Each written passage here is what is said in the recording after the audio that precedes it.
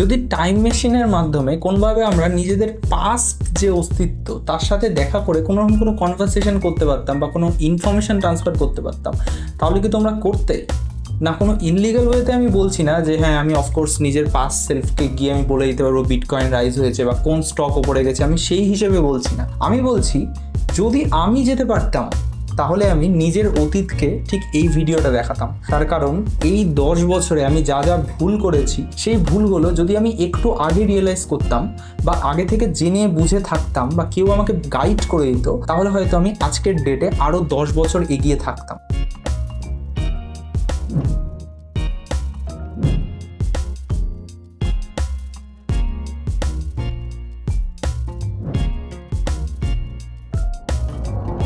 প্রথম ভুলটা হলো উইদাউট এনি প্রিপারেশন শুটে যাওয়া। এবার প্রিপারেশন বলতে আমি কিসের কথা বলছি? আমি কিন্তু খাতা কলমে কোনো হোমওয়ার্ক করার কথা বলছি না। অনেক সময় অনেকে এরকমও আছে যে লোকেশন পর্যন্ত দেখতে যায় না যে কোন লোকেশনে শুটিং হচ্ছে। একটা নতুন লোকেশনে যদি শুটিং হয় আমাদের কিন্তু উচিত সেই লোকেশনটা দেখে আসা। তো আমি প্রথম কি করতাম, প্রথম কিন্তু লোকেশন, চেনা জানা লোকেশন হলে আলাদা ব্যাপার, যে আমি যেই জায়গায় এর আগে গিয়েছি বা কী টাইপের জায়গা হতে পারে আমি সেটা সম্পর্কে টোটালি অবগত, আমি কোনো ভিডিও দেখেছি সেই জায়গার বা কোনো ছবি দেখেছি, সেক্ষেত্রেও হতে পারে, কিন্তু আমি সেই জায়গা সম্পর্কে টোটালি ব্লাইন্ড।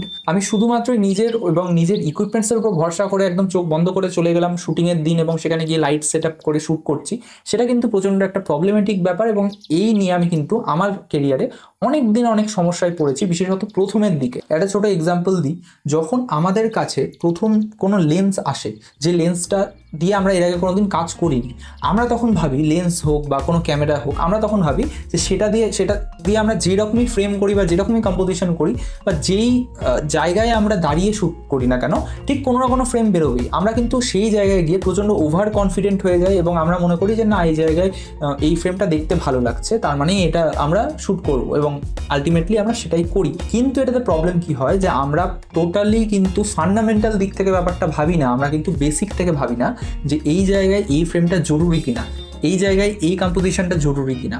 আমরা 1.4 এর লেন্স কিনে 1.4এই শ্যুট করছি অল দ্য টাইম, যেখানে 1.4 করলে হয়তো ভিডিওটা দেখতে খারাপ লাগবে, আমরা সেই জায়গায় 1.4এ শ্যুট করছি। আমরা হয়তো একটা খুব সুন্দর লোকেশনে গিয়েছি, সেই জায়গায় আমি 85mm 1.4এ সমস্ত কিছু ব্যাকগ্রাউন্ড ব্লার করে শ্যুট করছি। এই জিনিসগুলো কিন্তু মুশকিল। তো সেই কারণে আমরা যখন কোনো জায়গায় শুটিং করতে যাব সেই বিষয়ে কিন্তু আমাদেরকে আগে থেকে অবগত থাকতে হবে যে সেই জায়গায় শুটিংয়ের সিন কী কী থাকতে পারে। সেই জায়গায় আমরা ব্লকিং প্র্যাকটিস করবো। ব্লকিং বলতে কিভাবে ক্যামেরা মুভ করবে, কিভাবে অ্যাক্টার্সরা সেই হিসেবে মুভ করবে, কতটা স্পেস ছাড়তে হবে, কতটা কম্পোজিশনের জন্য জায়গা দরকার, কোন অ্যাঙ্গেলে কোন প্রোফাইলে আমাদের যারা ট্যালেন্টস থাকে, মানে আমাদের যারা অ্যাক্ট্রেস থাকে, তারা কোন দিকে তাকাবে, সেই হিসেবে আমাদেরকে ব্লকিং এবং ক্যামেরা মুভমেন্ট, ক্যামেরা প্রোফাইল সমস্ত কিছু আগে থেকে টেস্ট করা দরকার। তো এই জিনিসগুলো কিন্তু প্রিপারেশনের মধ্যেই পড়ছে। সেকেন্ড সবথেকে বড় ভুল হলো, যেটা অনেকেই করি আমরা, যেটা হলো একটা সময় আমি খুব করেছি যে আমরা লাইটিং কিন্তু ভাবি যে দিনের বেলা শ্যুট, তার মানে সূর্যের আলো আসবে, হাতে একটা রিফ্লেক্টার থাকবে, আমাদের লাইটিং সেট আপ কমপ্লিট, আমরা সেটা নিয়ে কোনো রকম কোনো সিরিয়াসনেস দেখাই না। এটা কিন্তু সব থেকে বড় ভুল অ্যাজ এ সিনেমাটোগ্রাফার। তার কারণ লাইটিং হলো মুড, লাইটিং দিয়ে আমাদের সিনের মুডটা ডিপেন্ড করে এবং সিনে আমরা যা যা দেখাতে চাইছি সেইগুলো খুব ভালোভাবে সামনে আসে।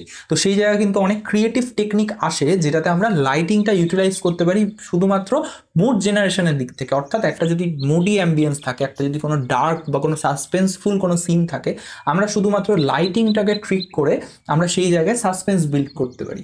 অথবা কোনো মুডি সিন যেখানে কিন্তু আমাদের ইমোশন অনেকটা ম্যাটার করছে, সেই জায়গায় দেখা গেল স্ক্রিপ্টে লেখা আছে সেটা রাতে শ্যুট হবে, কিন্তু আমাদের মনে হয়েছে সেটা মুডি আরও বেশি করার জন্য আমরা সেটা কোনো ক্লাউডি ডেতে বা ক্লাউডি অ্যাটমসফিয়ারে শ্যুট করতে পারি।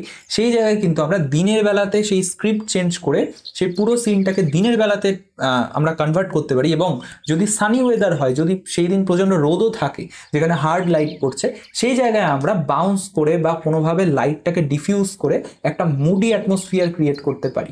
এই জায়গায় আমি ছোট্ট তোমাদেরকে একটা সিন দেখাবো আমার আপকামিং ওয়েব সিরিজের।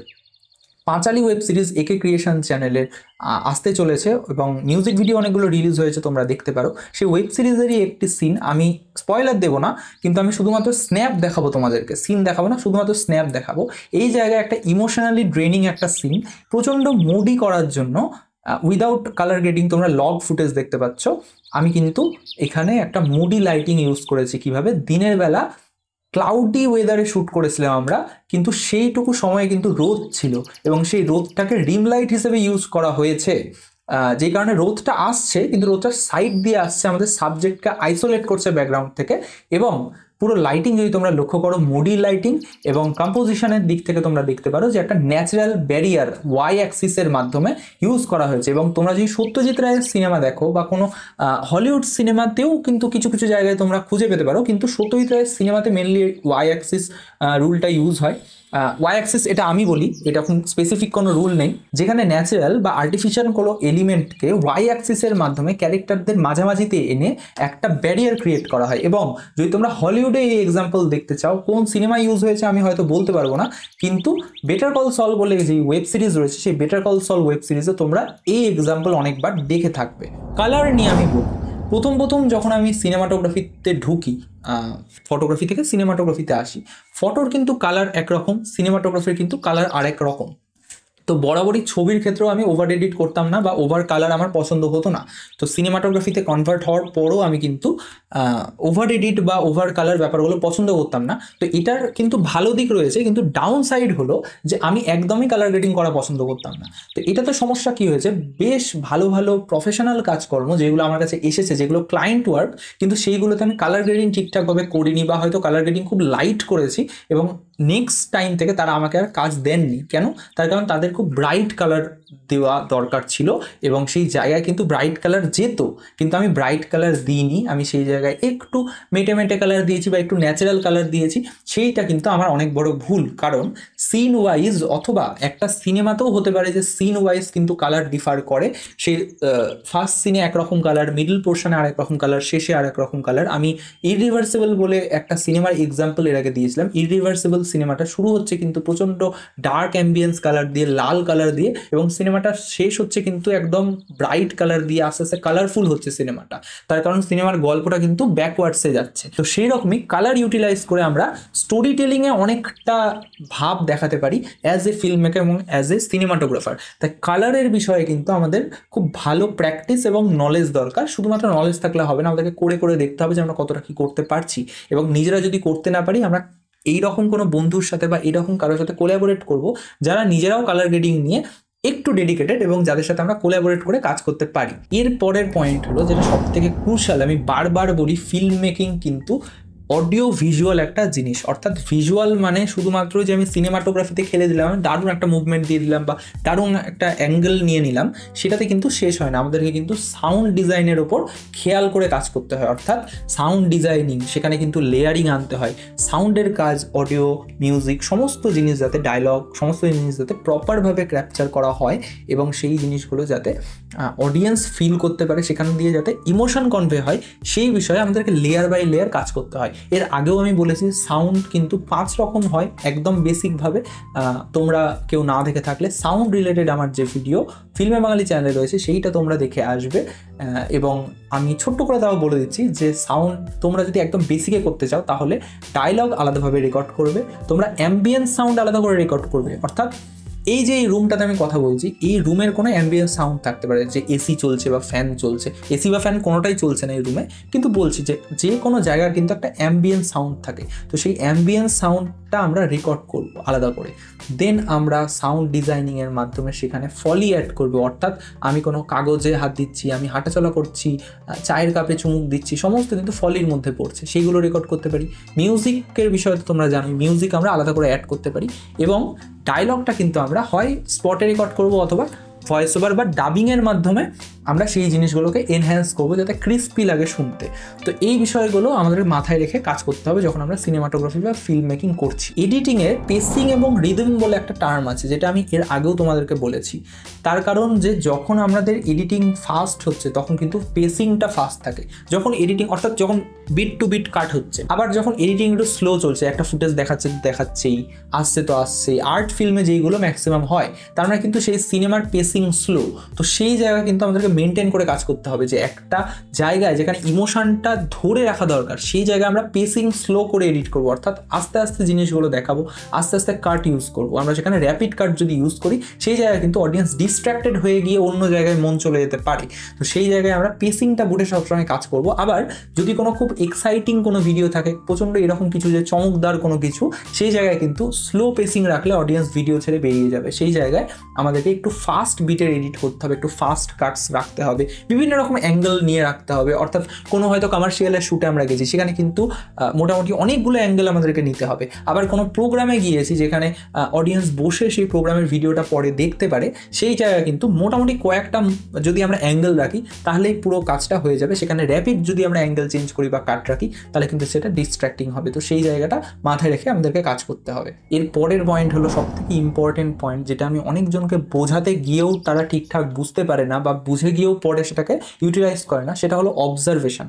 আমরা যখন কোনো জায়গায় কাজ করতে যাচ্ছি সেই জায়গায় তো আমরা অবজারভেশন করছি, তার সাথে আমাদেরকে আমাদের বেসিক ওয়ার্ল্ড সম্পর্কে, আমাদের নেচার সম্পর্কে, হিউম্যান বিহেভিয়ার সম্পর্কে সমস্ত বিষয়ে কিন্তু অবজারভেশনটাই মেন।